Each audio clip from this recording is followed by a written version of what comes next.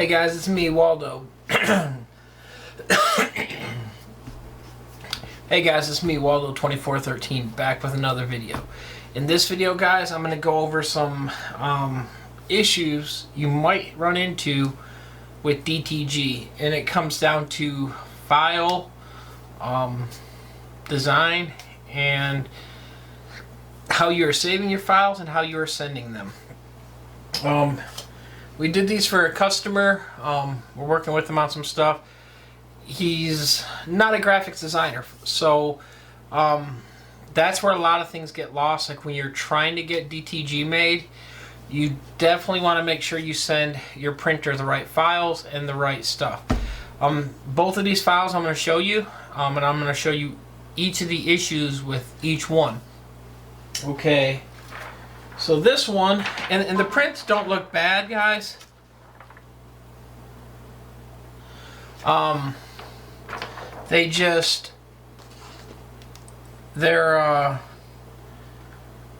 not the best. They would work on some things depending on what you're printing on.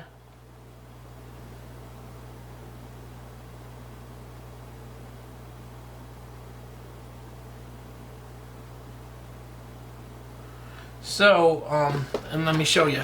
And this is for Zombie Bargain Hunter.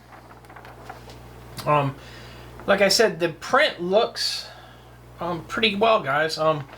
We printed a few of them. They both all came out the same. And the issue, though, and the spot down here is where I've had water on my hands moving these things around. But like the issue, see them dots right here in the print, and then there's some around the belly on the teddy bear. And it's hard to see. You can see maybe a little bit better on the back side here. If you get close enough, there you go, you can see the stitching. And what it is when this image was sent, extremely large, which is fine. I can always downsize it. I can't blow up images without getting distortion. It wasn't as high as resolution as I'd like, though. But so what happened, it had a massive white background. So around everywhere in here that you would see, it would have a background. And so what happens if you like look in the claw and all that, you're gonna see white around the claw.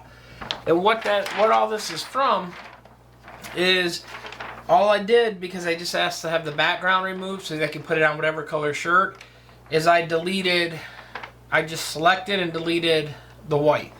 Normally I'd rather have everyone send that to me that way. I want transparent backgrounds, for that simple fact, because little things like that where it sees white dots that aren't necessarily white, it will delete them. And they're not major issues per se, but it can cause some issues with them. So like I said, that can cause a major problem right there. And then the other thing, and it's not bad, but like if the image was sent ready to go, you can get higher detail on some of your stuff. And like I said, you can kind of fine tune what you have on there. Like I said, it's not bad. You could print this. We're going to send them to them. Like I said, if it's on like a blue shirt, you're going to have a blue dot in the center instead of like a white.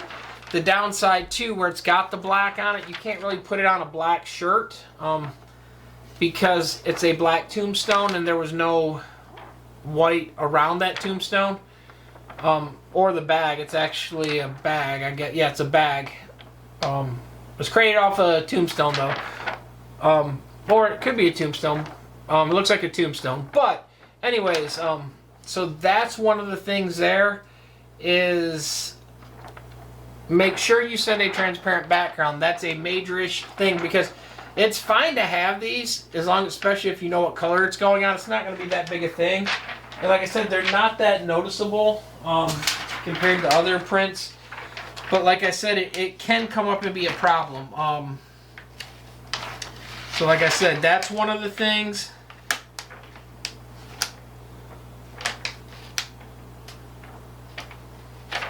And then the other one, and these are for a friend of mine, Hustle Q. All these prints are. He works with a lot of resellers online. This print, the graphics is really nice. It's Cali reseller Luis. Awesome print, awesome logo. But the same issue. What it was is they did send it with the transparent background, but they didn't pay close attention when they sent it that way. And so like right here, if you look, I've got the background, or right in here, we're running into pieces of the background that were still not deleted. The other thing what happens too is when it does that, when the white is deleted, like for instance around the top of the hat, these aren't bad if you put them on a darker print, or even like a gray shirt. A lot of them you wouldn't even see. But what happens, it does that sawtooth pattern around it. So instead of having that nice crisp blue edge that it was designed, you have that sawtooth white, where when the white was deleted, and this one I didn't delete, they just came to me that way. But what will happen when the artwork is like that, like I said, you can print this on things and it won't look too bad. Like on a gray shirt here, you're probably not going to notice them areas. This is a big 13-inch print also, guys.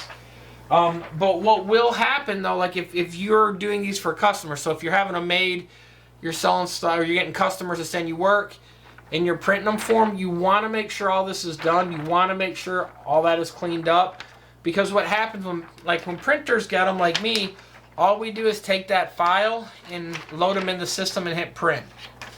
This was set to the right size. These were set to like a 13-inch,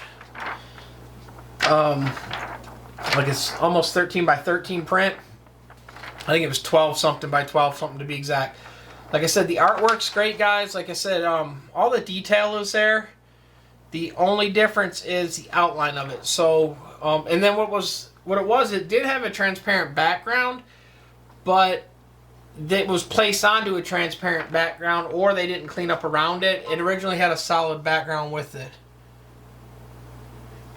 So, that's the other thing, guys. Make sure, again, you look close at your artwork, because what happens when shops print these, all they do is print and send them out. What it is, I'm getting a few designs for these people. So you want to make sure it's ready. Like I said, is it usable? Yes.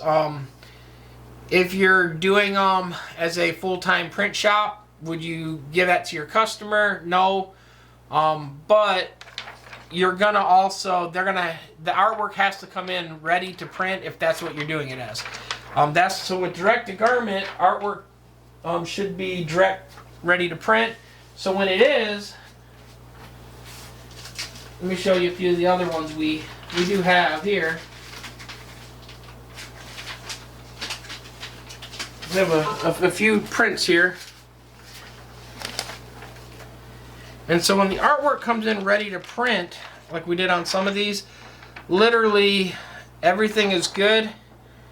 And all we do is throw this on a shirt. These are for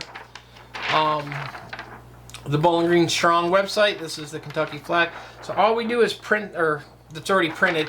All we do is grab a shirt and press it on there, and we're good to go. The boundaries are cleaned up. The edge is good. There's no white overstick on any of this. So when you look super close, it's spot on, ready to go. These prints are. That's the way you want to do that, so that when the artwork, like I said, comes in and you're ready to send it off to the customer to use, all you do is got to press these and you're good to go. You don't have to worry about any issues. And like I said, on these, I mean, if you look, we went super thin on some of these letters. Let me find, like that middle of the H, that N, and these things come out perfectly fine. So your big thing you want to do is definitely, and then here's the Kentucky Strong, and we can screen print these too. We did them both ways just so that we would have them ready for whatever we needed to do. But if the artwork's good to go, like I said, all you do is put them in a stack, save them when you need them, and then when the order comes out, you literally just take this to the press it, and then you've got them orders and you're ready to sell. So make sure you look really close at the artwork you send, because a lot of printers, what they're going to do is all they're going to do is print them. They're not going to look close. So you don't want to get something in that you might have problems with if you're reselling them to someone else. Like I said, some of it's not bad. Like I said, if you miss one or two things, a lot of people are forgiving and willing to work with you. But like I said, you want to make sure it's as accurate as you need it to be, because especially a lot of these places that people are buying from, like overseas, not just from me. I'm here in the United States, but if you're buying from somewhere overseas, now you've got a week, 2-week turnaround time on a direct to film. And the issue is with that is now you're waiting that much longer for your order. And then some of them, what they're going to tell you is, hey, this is what you sent us, we're not going to fix it. So then you're not going to be happy because you're going to have to pay twice, and they're not going to be happy because they might lose a customer. But it's one of them things, if you didn't send the right file, who's at fault? When it all comes down to it, it's the person that sent the file that's the one at fault. So the other thing too, and this comes down to the print side now. Now, if you send the file and the colors aren't what you want, whose fault is that? The best thing, what I would say, is to get a print sample. Like we have a color chart that we can print out. We do charge you for it, but we have a color chart of what my colors are going to look like with the Pantone numbers there, and we'll send you the file also. So if you're in Photoshop, if you're in CorelDRAW, all you do is click, like, you look at the chart. I don't have one sitting here, but all you do is, like, for instance, you look at, I got one right there. So all you're going to do is look at this chart. You're going to look and say, okay, I want this blue top row, and this one's, actually it's the bottom row. It's 669. I had it upside down. So you would look, find which one you like, because these are the actual colors that are coming out, and then you go into your Pantone setting, you select that one that you like, and put your blue that color, red that color, yellow that color. So when you do, you'll get the colors spot on that you want to see. It will come out just like you want, and the prints will come out like you want. Because that's the other thing too, every printer, even though we're all using CMYK prints, some are even using CMYK plus neon, but we're using CMYK. So some colors that people will send, like an RGB, you cannot get, it cannot generate. So double check your colors. And then the other thing too, there are ways that printers can calibrate their prints. But okay guys, sorry about the slight interruption with the phone. But so that being said, make sure your artwork is correct. Make sure it's a transparent background. Now if you didn't want a transparent background, I don't have one here. If you didn't want a transparent background, like let's say you wanted, we printed some the other day that had a photo.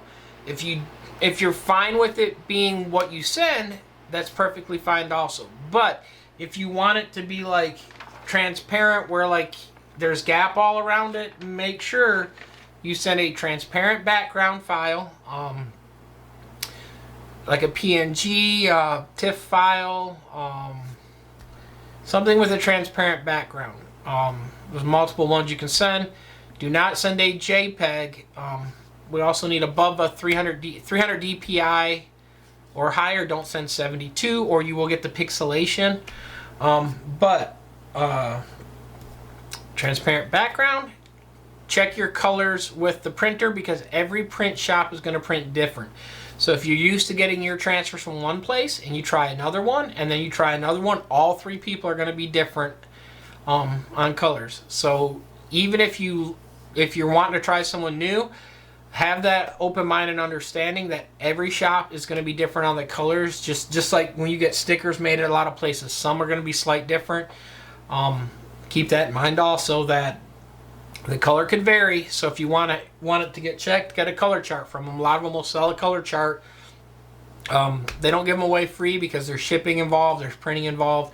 But get yourself a color chart if you're really important, want to get these colors spot on, because if you use a color chart, you can get pretty close. So use a color chart, make sure it's a transparent, and make sure you have it the size you want. Don't send something a 1x1 and want it 19x19. It's easier to take a 19x19 and make it 1x1. It's harder to go the other way. So again, guys, hope this helps. If it did, guys, give this video a thumbs up. Thumbs up help, comments help. Please like, subscribe, and follow, guys. I'm Waldo2413. If you have any other questions, let me know. I will try to help. Thanks so much again, guys. Peace out.